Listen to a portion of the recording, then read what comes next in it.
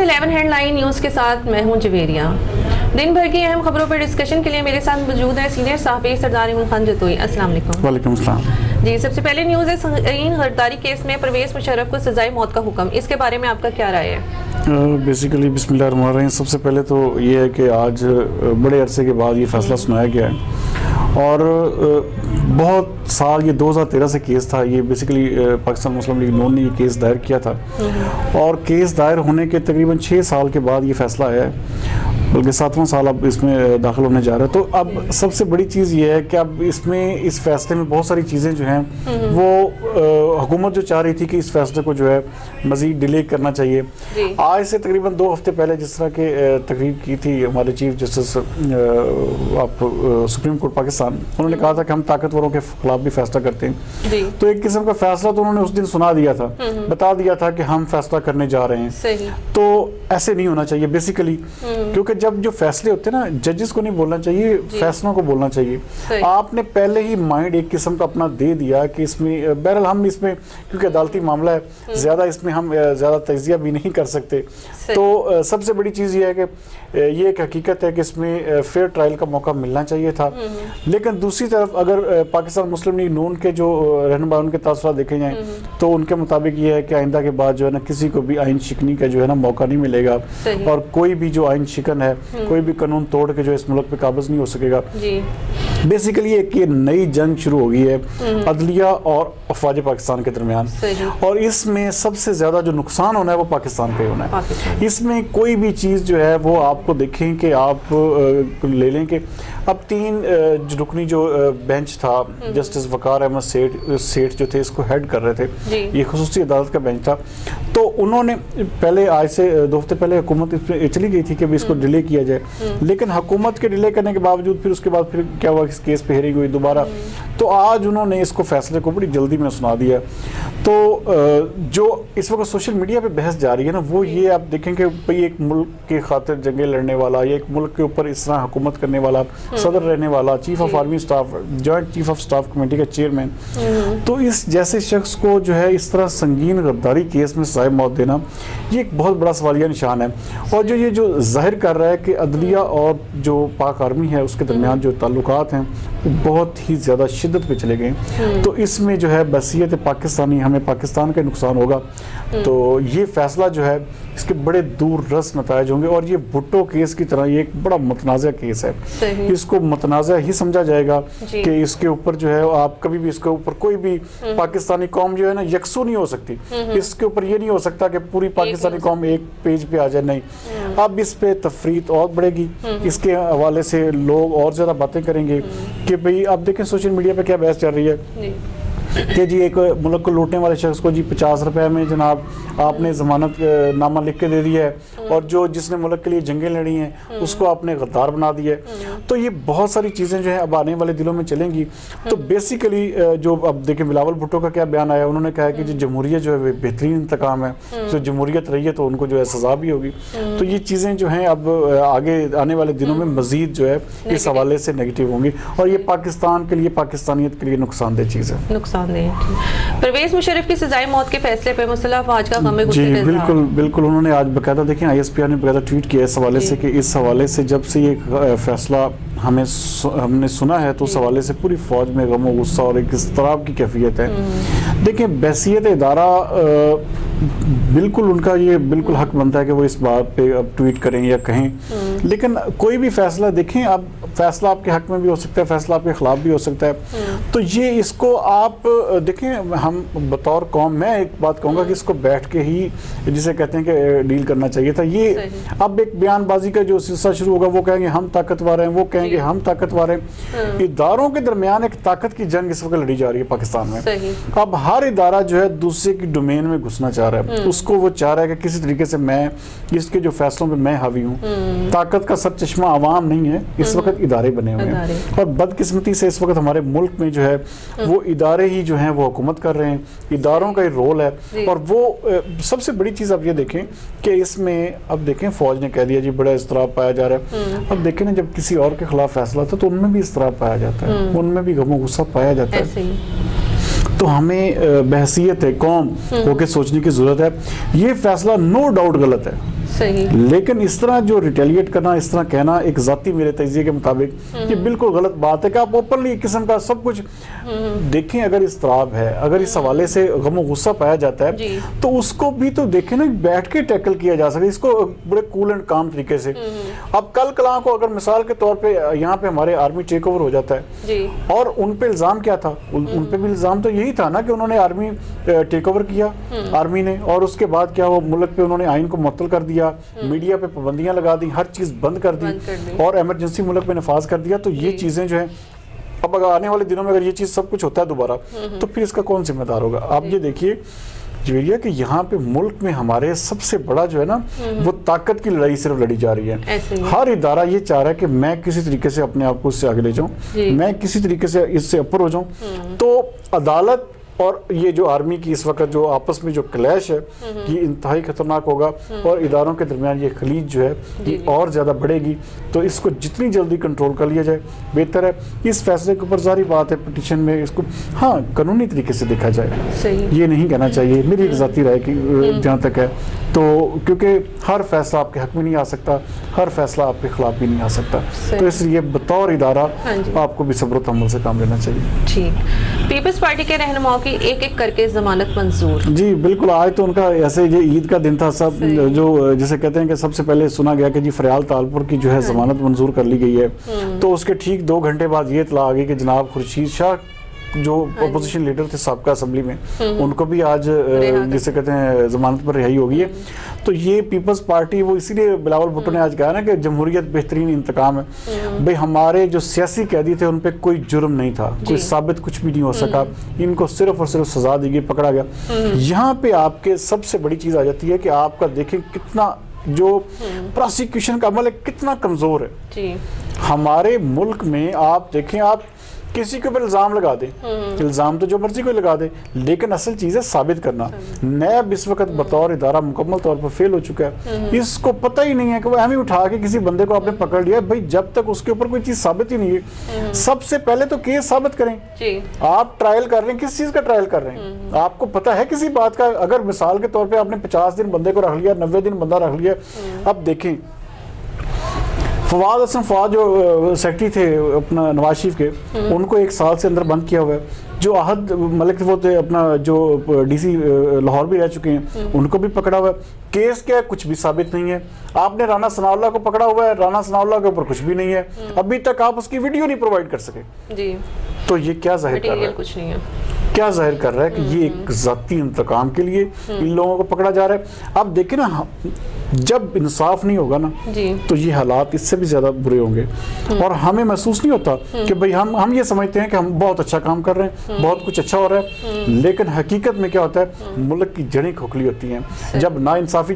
ہاں اگر کوئی برا شخص ہے, اگر آپ کو کسی نے کرمنل کوئی ایسی ایکٹیویٹی میں ملوث رہا ہے, کوئی کرپشن کی ہے, سب سے پہلے اس کے ثبوت ڈھونڈیں, اس کے بعد اس کو الٹا لٹکائیں. لیکن آپ بغیر کسی ثبوت کے, بغیر کسی بات, اب شاہد خاقان عباسی جو ہیں وہ جیل میں LNG کے مد میں سڑ رہے ہیں, لیکن کیا ہے, ان کے اوپر کچھ بھی ثابت نہیں ہے. تو یہ چیزیں جو ہیں ہمارے ملک میں بربادی کی وجہ بن رہی ہیں, اور اس چیز کو جب تک ناانصافی نہیں ختم ہوگی, ہمارا معاشرہ, ہماری قوم, ہمارا ملک کبھی ترقی نہیں کر سکتا. صحیح. پاکستان نے ملیشیا کے سربراہی اجلاس میں شرکت کرنے سے انکار کر دیا. جی اب دیکھیں یہ عمران خان صاحب دیکھیں نا, اب اس میں اب بڑا ماشاءاللہ آ رہے تھے کہ جناب اب ترکی کے ساتھ بڑے اچھے تعلقات, ملیشیا جو مہاتیر محمد کے وہ ایک راگ بالکل پڑھتے تھے سارے کہ جی ہم بھائی, اور سب کو پٹی پڑھانے والے بھی ماشاءاللہ عمران خان صاحب تھے اس حوالے سے. اب ہوا کیا, یکدم کہ سعودی عرب کا دورہ کیا, سعودی عرب کے دورے میں وہاں پہ جا کے یکدم یاد آ گیا جی نہیں جی یہ تو مسلم امہ کو جو ہے جی آپس میں جو ہے رضا کرنے والی بات ہے.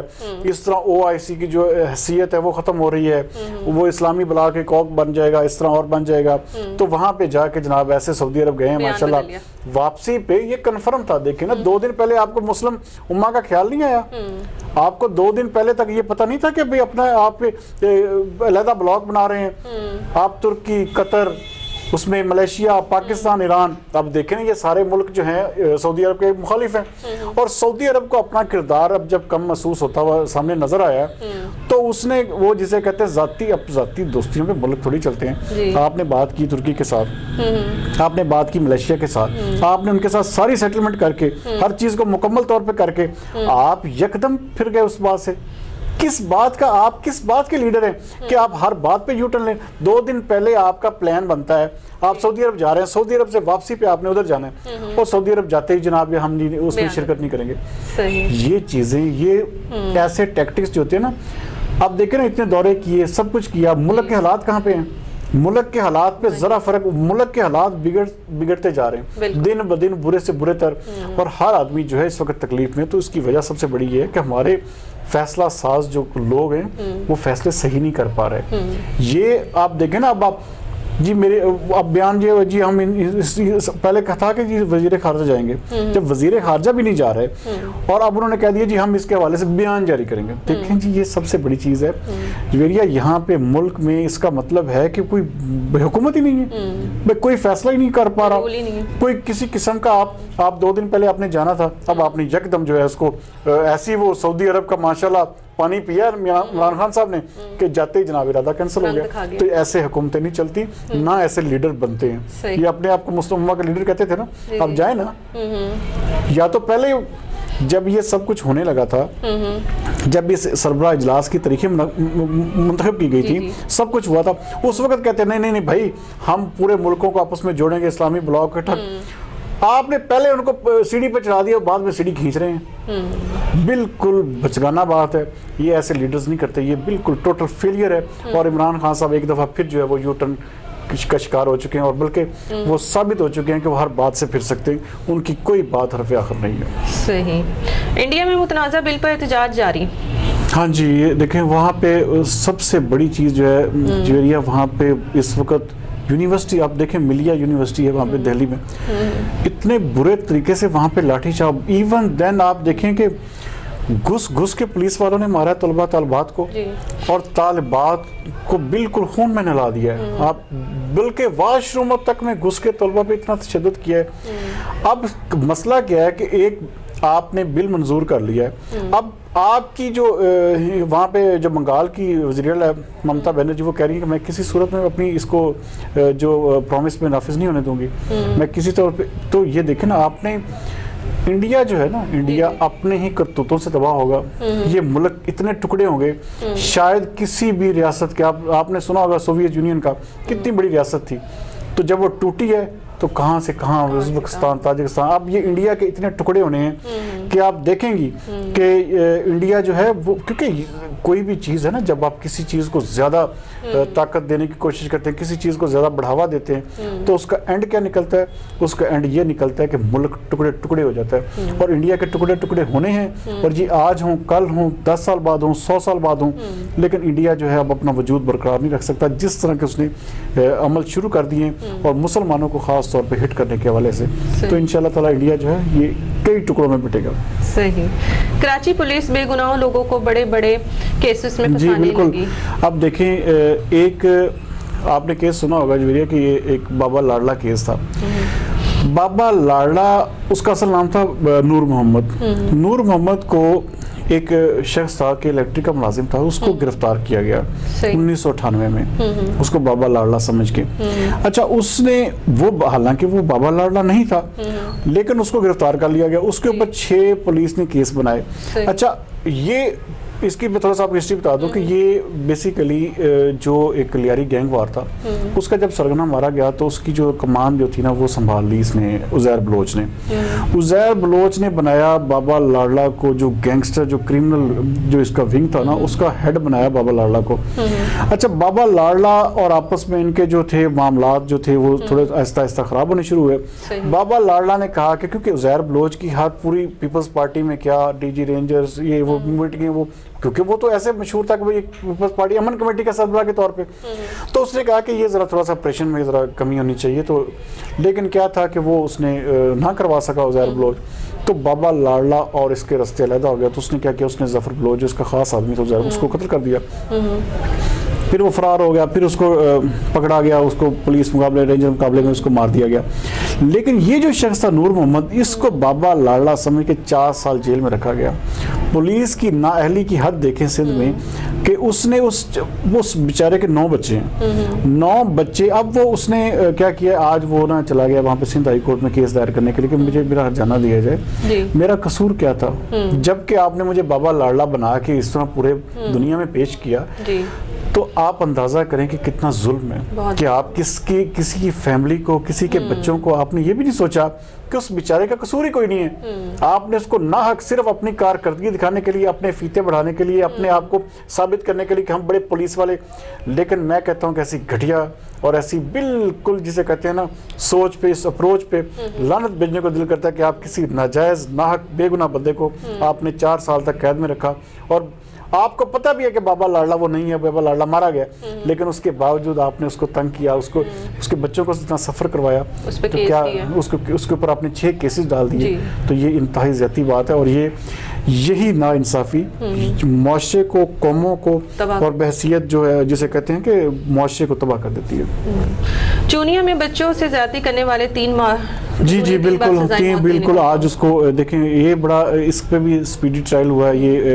یہ انسداد دہشت گردی خصوصی عدالت لگی اس میں کیمپ جیل کا اپنا وہاں پہ کوٹ لکھپت جیل میں, تو وہاں پہ اس کو جو ہے نا بڑا اسپیڈی ٹرائل ہوا ہے. تو میرے خیال میں سب سے بیسٹ جو کام ہے نا, اگر عدالت یہ دیکھیں نا اتنے سارے یہ سارے معاملات ہوتے ہیں, کاش کہ یہ معاملہ جو ہے نا اس کو سر عام پھانسی کا ہو جائے اور ان کی لاشوں کو جو ہے نا وہ کوے اور گدھ نوچیں اور ایسے لوگوں کو جو ہے نا عبرت کا نشان بنایا جائے. دیکھیں معصوم بچوں کو اب 8 سے 10 بچوں کی باقیات ملنا اور وہاں پہ بچوں کو کاٹ کے حصے پھینکنا. اب دیکھیں اس سے بڑی انسانیت کا کوئی پہلو نکلتا ہے, اس سے بڑی بربریت, اس سے بڑا ظلم. اور دیکھیں ہم مدینہ کی ریاست ہم بنا رہے ہیں, اور ہو کیا رہا ہے ہمارے ملک میں کہ آپ صرف اور صرف جنسی ہراسمنٹ میں اپنے بچوں کے حصہ تک. لیکن سب سے بڑی چیز یہ ہے کہ ہمارے معاشرے کو اس حوالے سے دیکھیں, عمران خان اگر دیکھیں نا کام کرتے اس حوالے سے کام کرتے, ہمارے معاشرے کو بہترین معاشرہ بناتے ہیں. جس طرح یہ باتیں جو ہے نا کرنا, مدینہ کی ریاست بنا دو, مدینہ کی ریاست میں ایسے کہاں ہوتا تھا؟ ایسے کبھی کسی نے سوچا کہ آپ اپنے بچوں کو, آپ اپنے رشتہ داروں کو, آپ اپنے جو ملنے ملانے والے لوگ ہیں, آپ ان سے دور ہو گئے. اور سب کچھ اس کی وجہ کیا بن رہی ہے؟ اس کی وجہ یہ بن رہی ہے کہ جو بھی معاملہ اٹھائیں, جو بھی اس طرح کا کیس اٹھائیں, تو کیا نکلتا ہے کہ سب سے زیادہ قریبی آپ کا رشتہ دار, آپ کا قریبی کوئی جاننے والا, آپ کا قریبی کوئی دوست نکلتا ہے جو اس سارے معاملے میں انوالو ہوتا ہے. آپ کس پہ یقین کر سکتے ہیں؟ اس کا مطلب ہے کہ بحثیت معاشرہ ہم تباہ حالی کی طرف گامزن ہے. اور یہ جو تباہ حالی ہے, یہ جو معاشرہ اس طرح بگڑتا ہے, تو اس کے اثرات بڑے سنگین ہوتے ہیں. تو ان کو جو سزائیں ہیں وہ ایسی سبق آموز دینی چاہیے کہ کم از کم ایسی دردناک سزائیں ہوں کہ کوئی بھی شخص اس طرح کی جرت نہ, کوئی ان پڑھ جاہل آدمی بھی وہ سوچنے پہ مجبور ہو کہ اگر میں نے یہ کیا تو مجھے اس کی سزا یہ ملے. دیکھیں سزائے موت دے دی, اس کو ٹانگ دیا, بس ختم.